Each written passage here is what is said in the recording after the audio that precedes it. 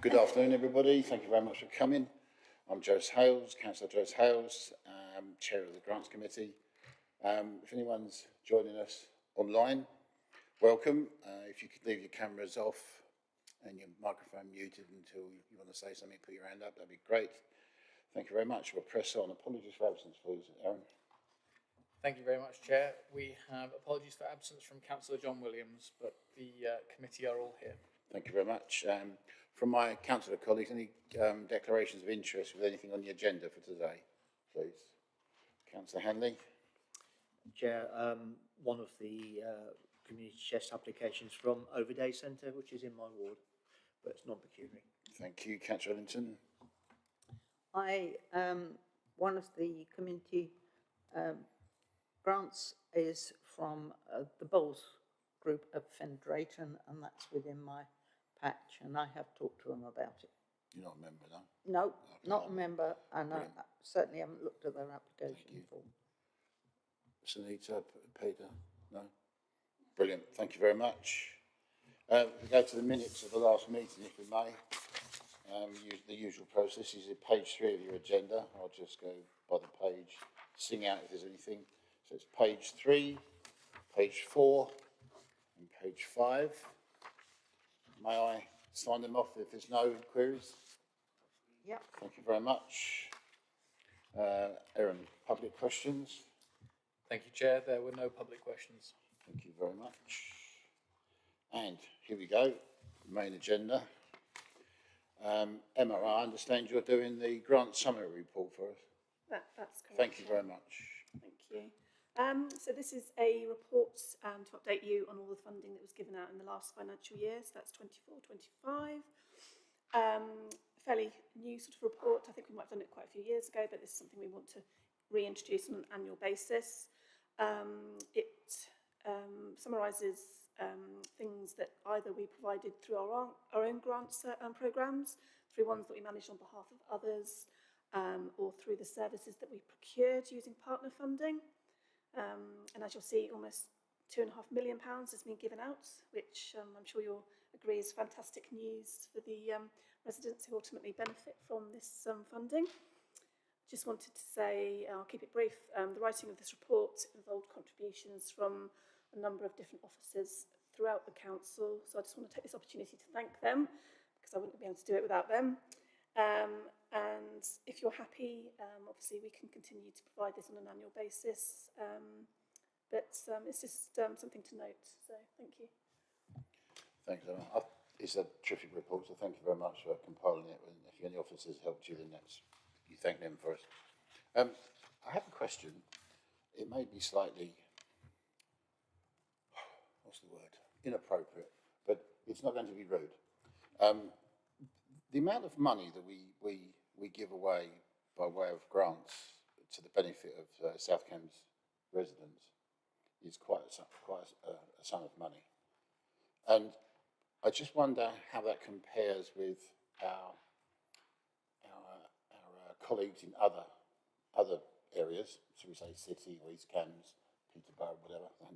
And I say this ahead of the Unitary Authority because this kind of grant funding process really needs to remain and go across and be taken across into the new authority if that takes place.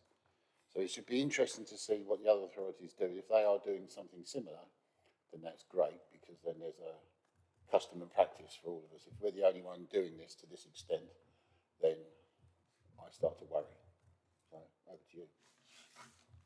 Thank you. Yes, I do agree. I think what prompted this was the fact that Cambridge City Council, they do a similar kind of sort of summary. I don't know if it goes into the depth that we do with all the sort of procured services. I'd have to look at it again, but they do provide a sort of leaflet, sort of little book actually that goes out for people to see, which is obviously good for news releases and things like that, to see the good work that's being done, because I think sometimes people don't necessarily, there's a lot of stuff going on in the council sort of behind all the grant schemes as well, so it sort of highlights all the work with procured services as well, what is being funded. So definitely, yeah, something that we can obviously compare. We can do that at some point, yeah.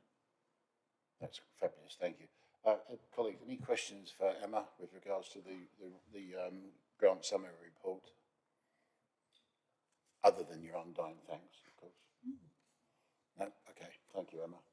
Right. We'll move on to agenda item number 6, community chest funding applications. Is that you, Jane? Thank you very much. Thank you, Chair. So this month we've had 5 applications, all for the community chest. So the total, if all awarded, will come to £7,159.91, and that will remain at £44,839.41 up until the 31st of March. Okay, so our first application is from the Over Day Centre Association. So the Over Day Centre is dedicated in supporting its clients in maintaining independence, social engagement and physical mobility, enabling them to continue to live as active members in their local community. The Day Centre supports 48 clients who attend multiple times of the week and travel from 17 villages across South Cambridgeshire. Clients can enjoy a complimentary minibus to and from the centre, where there's a full day of engaging activities. There's a freshly prepared 2-course lunch for people, which is cooked in a kitchen on site. So the Overday Centre has recently refurbished its rear garden to create a welcoming and accessible space for people using wheelchairs. They've got raised beds and planters, and there's also lots of seating outside. To further benefit the garden for the clients, they would like to install exterior awnings. This would provide shade during the sunny weather and shelter during the warm weather, and also in wet conditions. This would allow clients to enjoy the garden more consistently throughout the year. And you can see here there's some photographs of the work that has been done within this rear garden. So the Day Centre is owned by South Cambridgeshire District Council, and it's on a long lease of 999 years, and they pay a peppercorn rent of £1 per annum. The Overday Centre has confirmed that they will purchase, own and maintain the awnings, and we now have written consent from South Cambridgeshire for the Day Centre to be fitting the awnings, as long as they are fitted by qualified electrician, and we have certification of that. This application is backed by Councillor Lentel, who says the Over Daycare Centre is beyond vital for the health and well-being of older residents and their families across the communities and Fen Edge. So the total cost of the project is £1,707.92, all of which has been requested from the community chest. Thank you. Thank you, Jane. So I'm assuming then that the length of the lease we don't have to worry about. It'd be going to the next millennium, wouldn't it? Crikey. Right, Councillor Hanley, I know you're going to be speaking on this, which is why you didn't do it. So that's Yes. I mean, I didn't put a submission in. I was approached by the Day Centre trustees. It was an oversight, and I apologise, but they knew fine well that I would support this. The new garden's a lovely, relaxing place, but it's also a sun trap, and you know, some of the clients can't actually sit out on some of the hotter days. So this is just the latest in a long line of improvements that the trustees have been doing to the building, following a pretty catastrophic COVID experience. They lost a lot of their clients. No, that's not the right way to put it.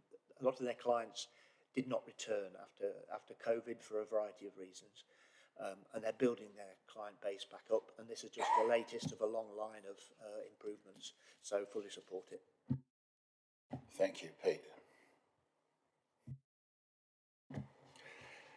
Thank you, Chair. Am I correct in assuming that these are not considered permanent structures and therefore planning permission is not required?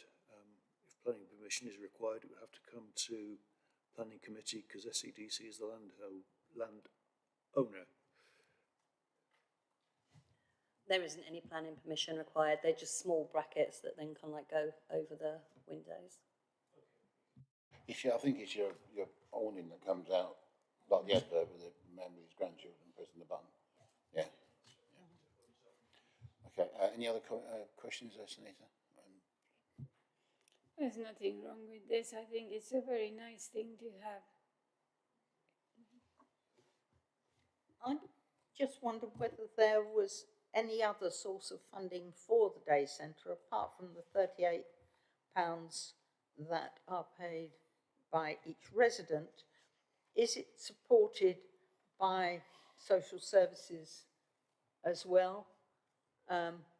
Or is it purely charity and what money is raised from charitable funding?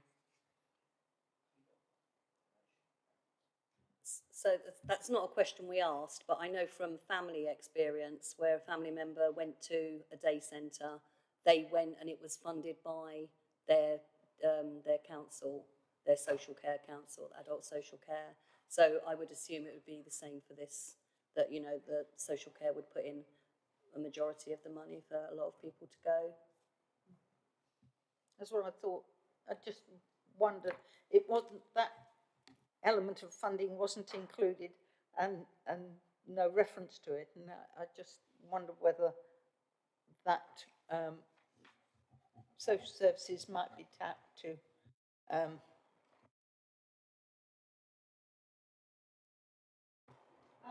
not against the audience, don't get me wrong, but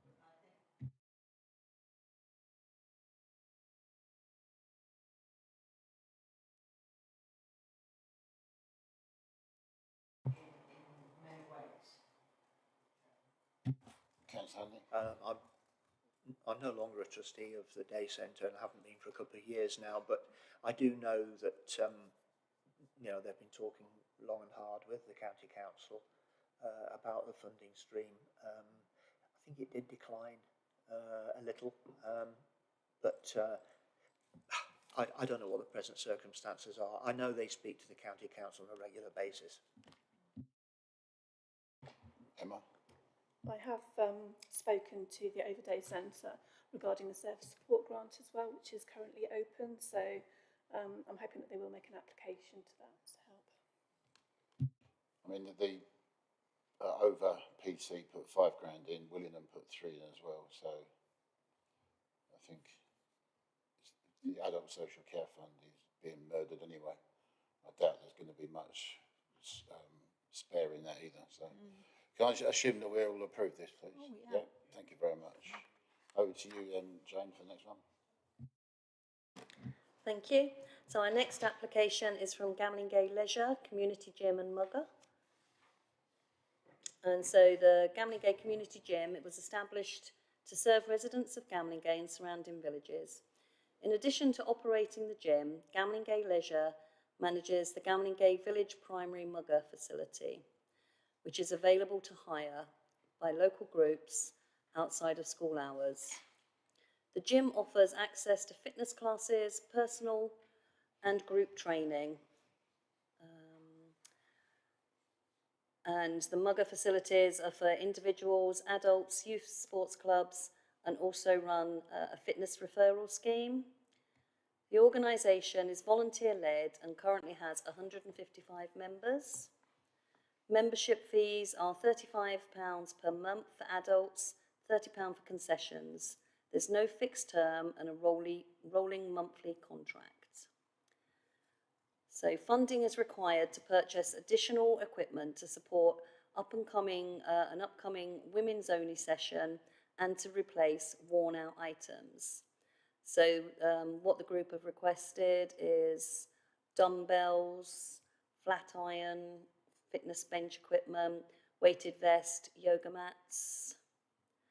And this has the support of Bridget Smith. So the cost of this is £1,332.99, and all of this has been requested from the community chest. Thank you. Thank you. Any comments?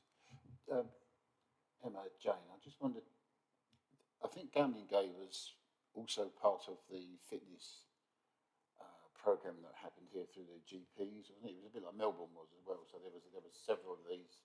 So this is perhaps if we're going back down that road again, there'll be more equipment for the operation. Yeah, I think it says that they also run a fitness referral scheme, which I think is the GP. Thank you.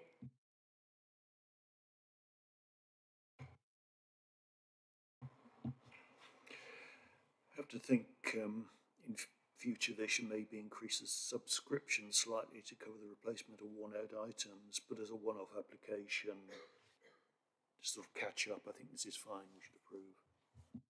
Thank you, Bill. I was actually thinking how sort of reasonable the prices were actually, which means that more people can afford to join. I know a little bit about this because when I was lead for communities, we had some dealings with it. There was a point where it was under threat, this particular gym, a few years ago. I think it's a great facility and fully support it. Okay, well, if there's no other comments, I think we'll go with that one, shall we? Yep. Yes, please. Thank you. Over to you, Emma. Jane, sorry. Thank you. So our next application is from Hardwick Climate Action Group. And so what the group plan to do is, so the Hardwick Community Action Group is a volunteer community group that is committed to promoting sustainable living and empowering local residents to take meaningful action on the climate emergency. The group engages the community through a range of practical and educational activities, including reducing food miles by growing produce on local land, planting trees, hosting a thermal imaging camera loan to locals, and to identify thermal leaks. The community group, in collaboration with churches in Hardwick and Drayton, is organising its third eco event on Saturday, the 27th of September, in a cabin that's located behind St Mary's Church in Hardwick. Building on from the success of 22 and 23 events, this year's event will be delivered in partnership with the neighbouring village of Drayton to increase regional impact and community participation. So the event will host over 15 themed stalls and exhibits focused on sustainability topics such as beekeeping, electric bicycles, thermal imaging, plant-based diets, upcycled fashion, just to name a few. As part of the eco event and for future events, the HCAG have requested a total of £199 from the community chest for some all-weather speakers. So the cost of that is £199 and has support from Lina Nito. Thank you. Thank you, Jane. I think what stands out like a sore thumb is how educated and experienced they are, this group. Contrary, actually, to the 50 minutes of speaking by the principal speaker of the UN opening conference yesterday. But anyone got any comments, please, other than my sarcastic one? Peter? Yeah, I was just thinking the amount applied for, £199, is quite reasonable considering the scope of the event. So, let's say approve. My thoughts entirely, Chair. I don't think we need to go on much about this, do we? Thank you. No. Thank you very much. That's another one then, Jane. Thank you. I just wanted to mention about the application that we've just read out. We did receive it several months ago, but they did ask for a lot of revenue and costs that aren't covered by the community chest, so we did have to go to and fro with them quite often, and this turned out to be the only thing that we would be able to fund with our criteria. But just in case, because obviously it's quite close, because their event is coming up this weekend, so we just wanted to make you aware of that. Thank you. So just what we've always thought about some of the officers who are pretty harsh. Yeah. Fair. In that case, if you're that fair, Jane, would you mind carrying on, please? Of course. Thank you. Thank you. Okay. So our next application is from Fendrayton Bowls Club. This was also one that came in a few months ago and we've been working hard to help with before we brought it to GAC. So the Bowls Club is affiliated with CAMS and District Bowls League and the English Short Mat Bowls Association. The club is managed by an elected committee that oversees operations and responds to feedback from members. Membership is open to residents of Fen Drayton and surrounding villages, offering both outdoor green bowls and indoor short mat bowls. Rent of the bowls green itself is free, the land is owned by the parish council. So the rent is free to the Bowls Club, but the club are then responsible for maintaining the ground and the hedges.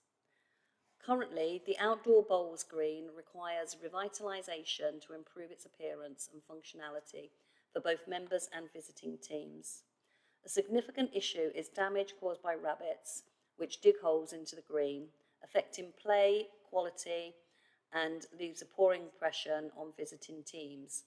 Before matches, members often have to go out and fill in holes on the green before the game can start. So the existing boundary comprises of fencing and an overgrown hedge, and it fails to deter the rabbits effectively. The hedge has become unmanageable and has contributed to the deterioration of the fencing. Once the nesting season concludes, the club plans to cut back the hedge back down to ground level, remove the damaged fencing and install a rabbit-proof fence. The hedge will then be allowed to regrow naturally, providing a habitat for birds and wildlife. With the ongoing maintenance, it will become thicker, more attractive and better suited and support biodiversity in a controlled environment. Okay, so then as well, you can see that, because one of the things we went back to this group and said was, because when they first came to us, they had no other funding. And so we knew that they wouldn't be able to get funding for taking down the hedgerow unless they then had money for the rabbit-proof fence.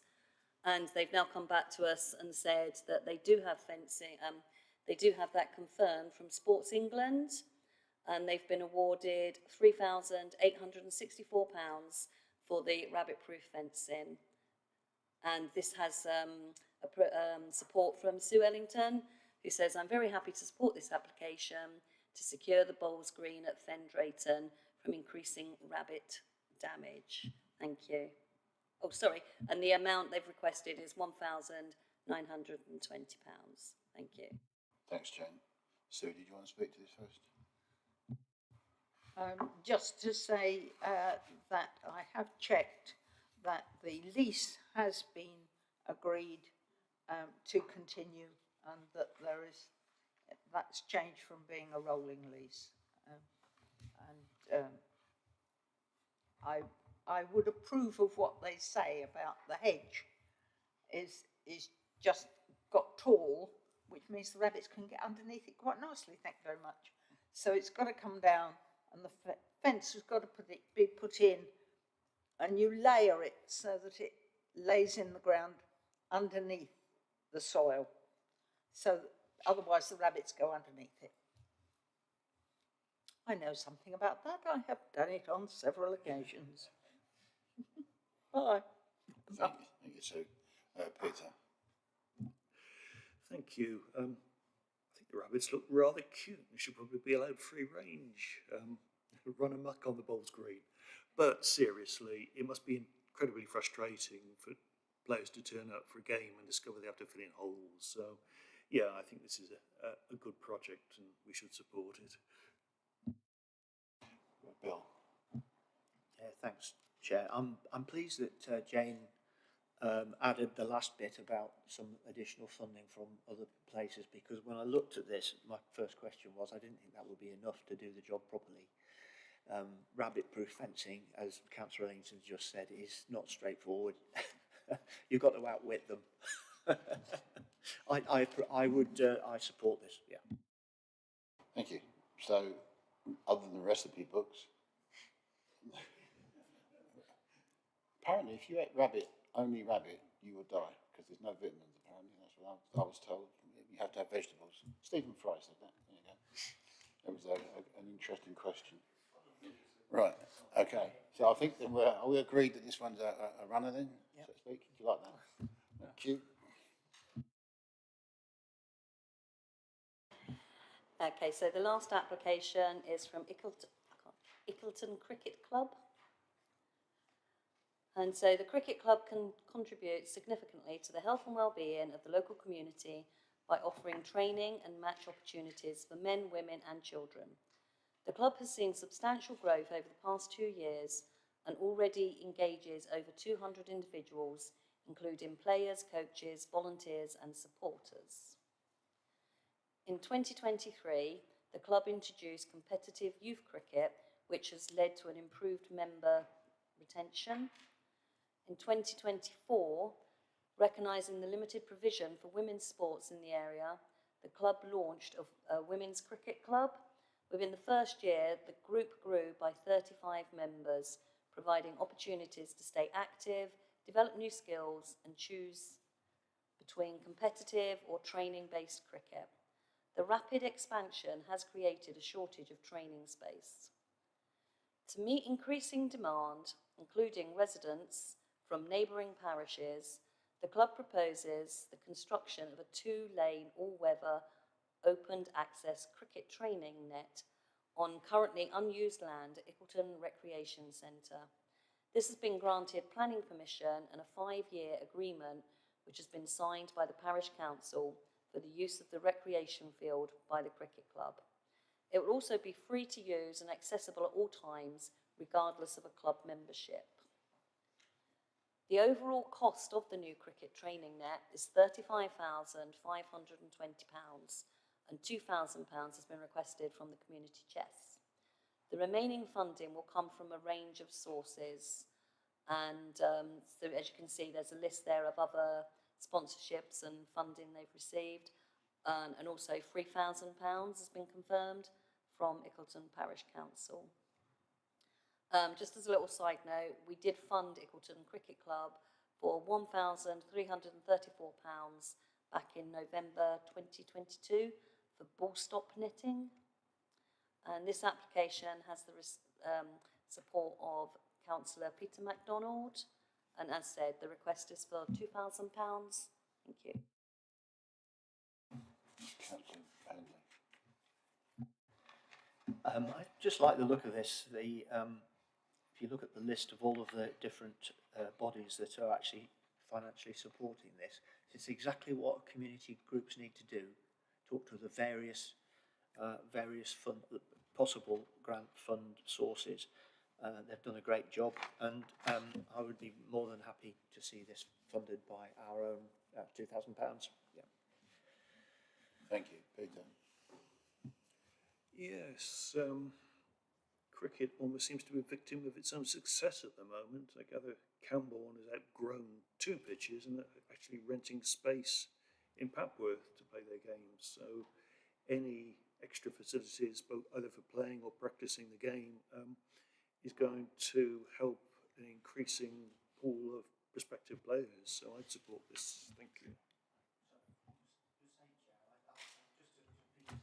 To Peter Sanford, do you think that might be something to do with the success of the women's game? It's more high profile. There's more women wanting to play the game, as well as more. I don't know if it's a question. I think you're partly right about the increased number of women players, also the increased number of Asians in the area. Obviously, India, Pakistan, it's a very popular game, and when they move to this area, they bring their enthusiasm with them. Sunita. I was going to say it's nice to see an increased inclusion of women playing cricket. I know that it's causing difficulty when there aren't enough facilities, and I fully support this team playing game and this grant for it. Thank you. I wonder if it's like you said, Peter, it's getting there. You're going to different villages now to play games. I just wonder if there's any merit in the club and the authorities around them and the parishes looking for a plot of land that can extend land if there's any land that can extend it off the recreational stuff now that hasn't been spoken for housing, or have a word with the developers to see if you can expand a fraction to get a bit more, because otherwise you're just travelling around all over the place, aren't you? So if you're that popular, may as well crack on. Right, so I'm assuming that's a yes then from all of us. Fabulous, thank you. That's the last one, wasn't it, Jane? Yeah, that's the community chest completed. Thank you. As always, brilliant. I think that concludes today's stuff. It does, doesn't it? Right. In that case then, thank you very much for coming.